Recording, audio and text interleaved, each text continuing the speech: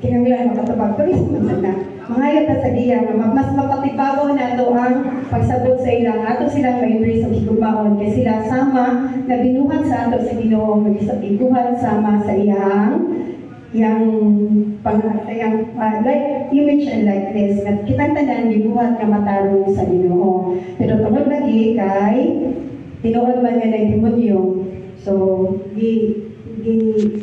sana isabakan siguro kanang kuan mo na nahimong hanap-hanap ang ilang pagsabot. Pero hinaot pa no nga pinagi sa Holy Trinity yun, di ba ito pangayon nga katong mga pagkahanap-hanap sa ilang panabot na masama ka San Pablo bang ikan sa iyang pagkasaulo tawag niya ay mong Pablo para mga taktak ng mga hindi sa ilang mga mata makita ang tinuod nga kahayag nga gitungkod sa tinuod nga simbahan nga gitungkod sa atong Ginoo mismo nga mao ang simbahang Katoliko. So umaling di ko yun na illustration dahil sa English nga Trinity sa Kapsila Trinidad pasap napat man nilang sa English nga kuano bottom 3. So ilang di buhatang illustration nga God the Father, God the Son, dayon parihagin sila God and hindi sa pikas God the Father, God the Son, God the Holy Spirit, God din na siya sa tunga.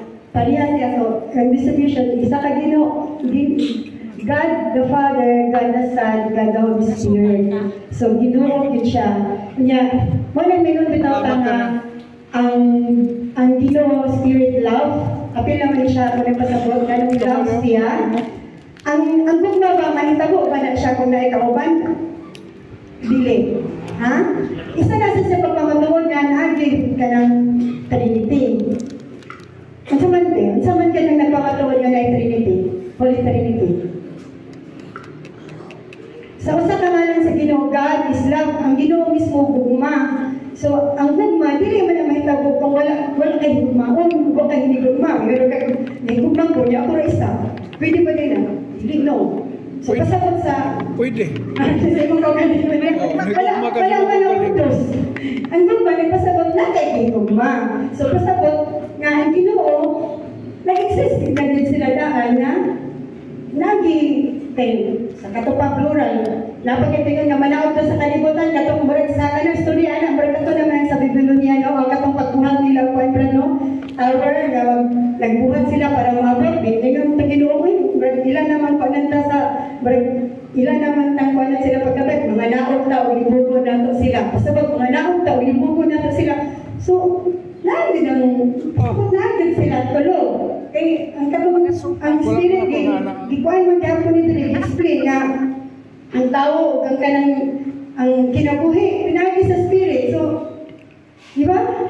Naagi ng espiritu. So, kung isang saot na importante kita mismo Katoliko, hugot bakos na kita nga nito sa itong ito. No?